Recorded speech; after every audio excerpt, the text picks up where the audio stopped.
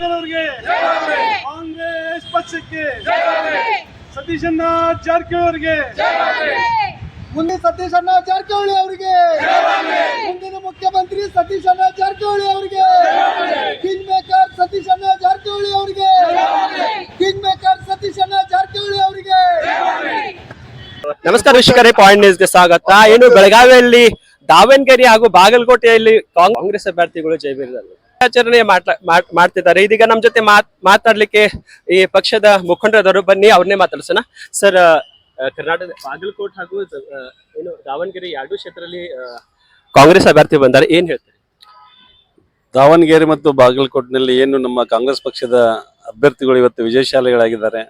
ಇದ್ರ ಸಂದೇಶ ಅಂತಂದ್ರೆ ಭಾರತದ ಸಂವಿಧಾನ ಏನು ಹೇಳ್ತದೆ ಅದೇ ಕರ್ನಾಟಕ ರಾಜ್ಯದಲ್ಲಿ ಕಾಂಗ್ರೆಸ್ ಪಕ್ಷ ಮಾಡ್ತಾ ಇದೆ. ಜನಸಾಮಾನ್ಯರಿಗೆ ಆದ್ಯತೆಯನ್ನು ಕೊಡ್ತಾ ಇದೆ. ಎಲ್ಲ ಜಾತಿ ಧರ್ಮ ಜನರು ಒಟ್ಟಿಗೆ ತಗೊಂಡು ಹೋಗ್ತಾ ಇದೆ. ಇದೇ ಒಂದು ಸಂದೇಶ ನಮ್ಮ ಕರ್ನಾಟಕ ರಾಜ್ಯದ ಮರು ಚುನಾವಣೆಯಲ್ಲಿ ಈಗ ನಾವು ನೋಡ್ತಾ ಇದ್ದೀವಿ. ಈ ಇಲೆಕ್ಷನ್ದಲ್ಲಿ ಘಟಾನುಘಟಿ ರಾಜಕಾರಣಿಗಳು ಅಂದ್ರೆ ಅಹಿಂದ ಹಾಗೂ ಎಲ್ಲಾ ರಾಜಕಾರಣಿ ಪ್ರಚಾರಕ್ಕಾಗಿ ಇಲ್ಲಿ 15 ದಿನದಿಂದ ಇದ್ದರು. ಯಾವ ತರ ಪ್ರಚಾರ ಮಾಡಿದ್ರು?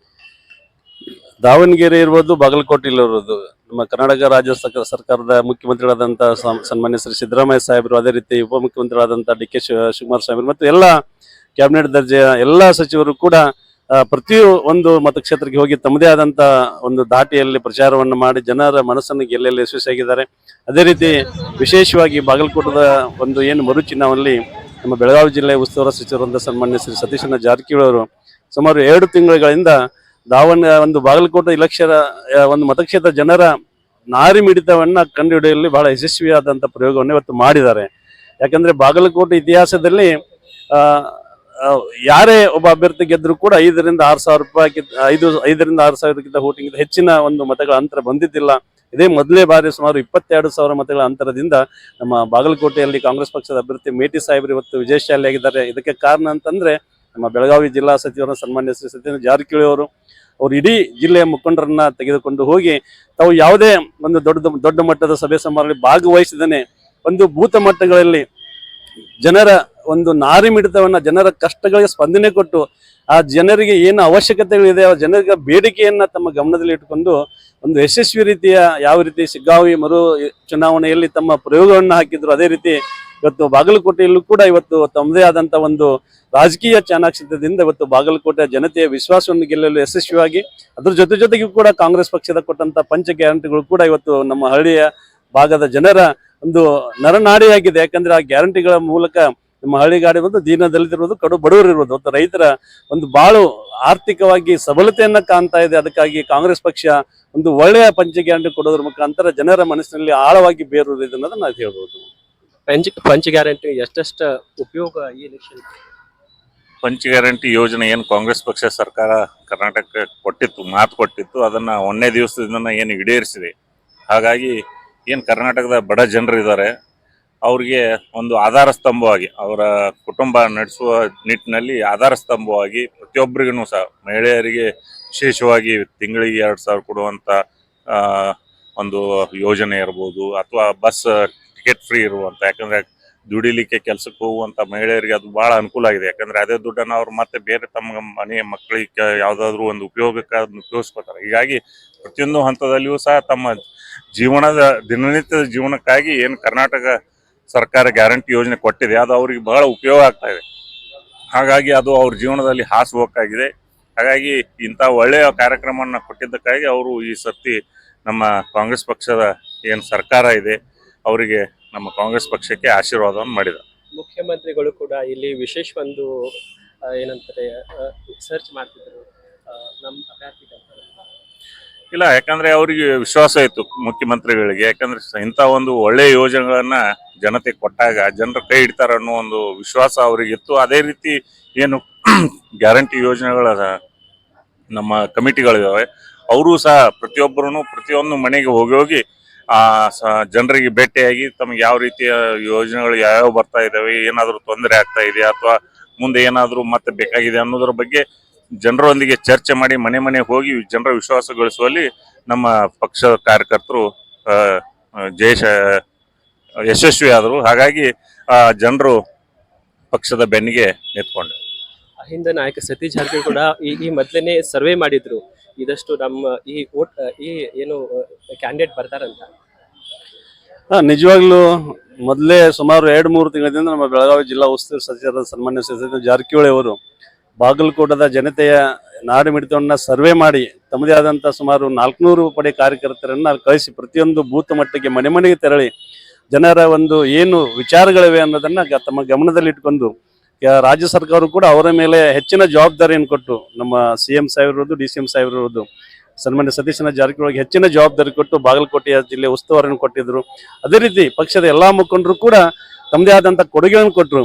ಬಟ್ ರಾಜಕೀಯ ಚಾಣಾಕ್ಷತನ ಏನು ಹೇಳ್ಬೋದು, ಅದಕ್ಕೆ ಒಂದು ಒಳ್ಳೆಯ ಮಾರ್ಗದರ್ಶಕರಾಗಿ ನಮ್ಮ ಬೆಳಗಾವಿ ಜಿಲ್ಲಾ ಉಸ್ತುವಾರಿ ಸಚಿವರನ್ನ ಇವತ್ತು ನಡೀಬಹುದು. ಯಾಕಂತಂದ್ರೆ ಸುಮಾರು 22,000ಗಳ ಅಂತರ ಗೆಲ್ಲುವಂತಂದ್ರೆ ಅದು ಕಡಿಮೆ ಅಲ್ಲ. ಅದಕ್ಕಾಗಿ ವಿಶೇಷವಾದ ಒಂದು ಚಾಣಾಕ್ಷ ನಡೆಯನ್ನ ಏನು ಅಹಿಂದ ವರ್ಗ ಇರ್ಬೋದು, ಹಿಂದುಳಿದ ಒಂದು ಜನರ ಸಮಸ್ಯೆಗಳಿರ್ಬೋದು, ಅಂದ್ರೆ ದೀನ ದಲಿತರಿರ್ಬೋದು, ಕಡು ಬಡವರು ಇರ್ಬೋದು, ಏನ್ ಅವರಿಗೆ ಅವಶ್ಯಕತೆ ಇದೆ, ನಮ್ಮ ಪಕ್ಷ ಅವ್ರಿಗೆ ಏನ್ ಕೊಡ್ತಾ ಇದೆ ಸುಮಾರು 3 ವರ್ಷಗಳಿಂದ ಅನ್ನೋದನ್ನ ಜನರ ಮನೆ ಮನೆಗೆ ಹೋಗಿ ನಮ್ಮ ಕಾರ್ಯಕ್ರಮ ಮುಟ್ಟಿಸುವಲ್ಲಿ ಯಶಸ್ವಿಯಾಗಿದ್ದಾರೆ. ಅದು ಬೆನ್ನೆಲುಬು ನಿಂತವರು ಈ ಬೆಳಗಾವಿ ಜಿಲ್ಲಾ ಉಸ್ತುವಾರಿ ಸಚಿವ ಸನ್ಮಾನ್ಯ ಸತೀಶನ ಜಾರಕಿಹೊಳಿ ಅವರು. ವೀಕ್ಷಕರೇ, ಇದಿಷ್ಟು ಏನಂದ್ರೆ ಬಾಗಲಕೋಟೆ ಹಾಗೂ ದಾವಣಗೆರೆಯಲ್ಲಿ ಏನು ಒಂದು ಎಲೆಕ್ಷನ್ ಆಗಿತ್ತು. ಎಲೆಕ್ಷನ್ ನಲ್ಲಿ ಕಾಂಗ್ರೆಸ್ ಅಭ್ಯರ್ಥಿಗಳು ಜಯಬೇರಿದರು. Point news bureau. ಸತೀಶಣ್ಣ ಜಾರಕಿಹೊಳಿ ಅವರಿಗೆ ರಾಜು ಸರ್ ಸಾಹೇಬರಿಗೆ ಕಾಂಗ್ರೆಸ್ ಪಕ್ಷದ ಕಾರ್ಯಕರ್ತರಿಗೆ ಸಿದ್ದರಾಮಯ್ಯ ಸಾಹೇಬರಿಗೆ ಕಾಂಗ್ರೆಸ್ ಸರ್ಕಾರಕ್ಕೆ, ಕಾಂಗ್ರೆಸ್ ಪಕ್ಷಕ್ಕೆ, ಸತೀಶಣ್ಣ ಜಾರಕಿಹೊಳಿ ಅವರಿಗೆ, CM ಸಿದ್ದರಾಮಯ್ಯ ಸಾಹೇಬ್ ಅವರಿಗೆ, ಉಪಮುಖ್ಯಮಂತ್ರಿ DK ಶಿವಕುಮಾರ್ ಸಾಹೇಬರಿಗೆ, ಕಾಂಗ್ರೆಸ್ ಪಕ್ಷಕ್ಕೆ.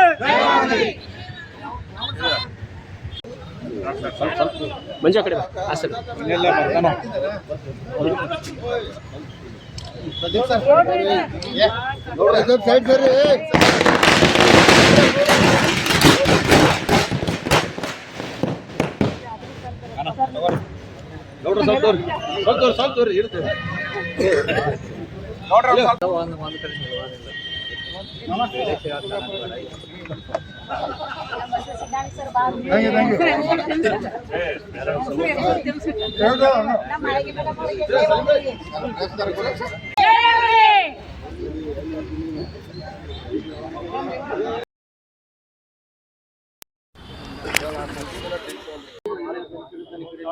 ಇವತ್ತು ನಮ್ಮ ಕರ್ನಾಟಕ ರಾಜ್ಯದ ಏನು ಮಹಾಜನತೆ ಇದೆ, ಅವರು ಇಂದು ನಮ್ಮ ಕಾಂಗ್ರೆಸ್ ಪಕ್ಷದ ಬೆನ್ನಿಗೆ ನಿಂತು ಕಾಂಗ್ರೆಸ್ ಪಕ್ಷಕ್ಕೆ ಮತ್ತೊಮ್ಮೆ ತಮ್ಮ ಆಶೀರ್ವಾದವನ್ನ ನೀಡಿದ್ದಾರೆ.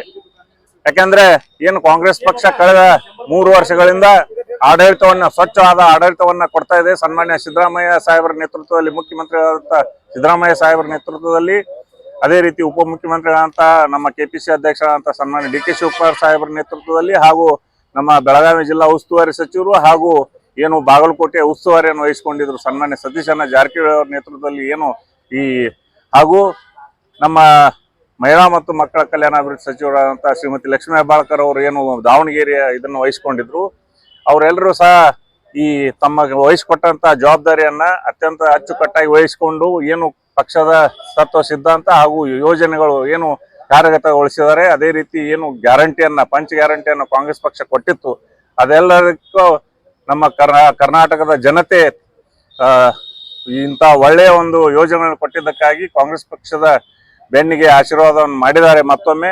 ಹಾಗಾಗಿ ಅದೇ ರೀತಿ ಏನು ಮುಖ್ಯವಾಗಿ ಹೇಳ್ಬೇಕಂದ್ರೆ, ಬಾಗಲಕೋಟೆ ಕಳೆದ 2 ತಿಂಗಳಿನಿಂದ ನಮ್ಮ ಉಸ್ತುವಾರಿ ಸಚಿವರಾದಂಥ ಸತೀಶಣ್ಣ ಜಾರಕಿಹೊಳಿ ಅವರು ತಮ್ಮ ಇಡೀ ತಂಡದೊಂದಿಗೆ, ಸುಮಾರು 400 ಜನರ ತಂಡದೊಂದಿಗೆ ಬಾಗಲಕೋಟೆಯಲ್ಲಿ ಏನು ತಂತ್ರಗಾರಿಕೆಯನ್ನು ರೂಪಿಸಿದ್ರು. ಆ ತಂತ್ರಗಾರಿಕೆಯಿಂದ ಇವತ್ತು ನಾವು ಬಾಗಲಕೋಟೆ ಕ್ಷೇತ್ರವನ್ನ ಜಯ ಪಡೆಯುವಲ್ಲಿ ಸಿದ್ಧರಾಗಿದ್ದಾರೆ.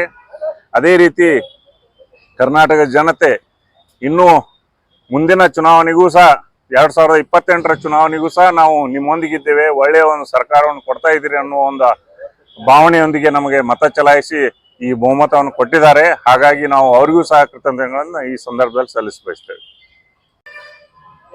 ಇವತ್ತಿನ ದಿವಸ ಕಾಂಗ್ರೆಸ್ ಪಕ್ಷದ ಎಲ್ಲ ಕಾರ್ಯಕರ್ತರಿಗೂ ತುಂಬಾ ಸಂತೋಷದ ದಿನ.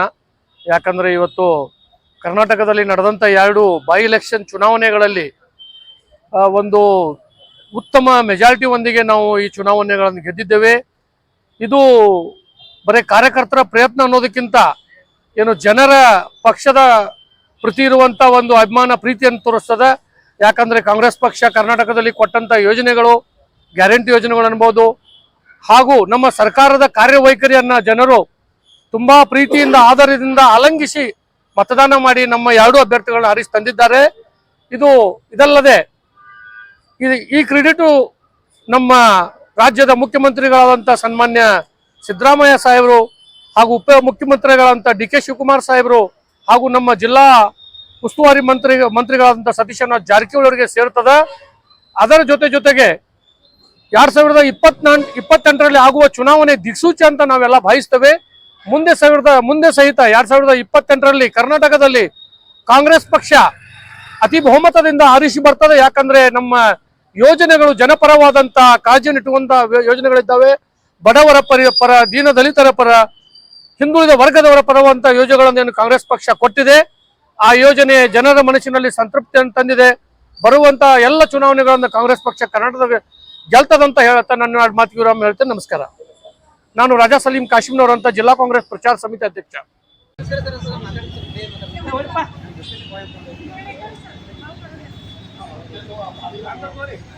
ಕಾಂಗ್ರೆಸ್ ಪಕ್ಷಕ್ಕೆ, ಕಾಂಗ್ರೆಸ್ ಪಕ್ಷಕ್ಕೆ, ಸತೀಶಣ್ಣ ಜಾರಕಿಹೊಳಿ ಅವರಿಗೆ, ಸತೀಶಣ್ಣ ಜಾರಕಿಹೊಳಿ ಅವರಿಗೆ, ರಾಹುಲಣ್ಣ ಜಾರಕಿಹೊಳಿ ಅವರಿಗೆ, ರಾಹುಲಣ್ಣ ಜಾರಕಿಹೊಳಿ ಅವರಿಗೆ, ಸಿಎಂ ಸಿದ್ದರಾಮಯ್ಯ ಸಾಹೇಬರಿಗೆ, ಸಿಎಂ ಡಿ.ಕೆ. ಶಿವಕುಮಾರ್ ಸಾಹೇಬರಿಗೆ, ಲಕ್ಷ್ಮೀ ಹೆಬ್ಬಾಳ್ಕರ್ ಅವರಿಗೆ, ಕಾಂಗ್ರೆಸ್ ಪಕ್ಷಕ್ಕೆ, ಸತೀಶಣ್ಣ ಜಾರಕಿಹೊಳಿ ಅವರಿಗೆ, ಮುಂದೆ ಸತೀಶಣ್ಣ ಜಾರಕಿಹೊಳಿ ಅವರಿಗೆ ಮುಂದಿನ ಮುಖ್ಯ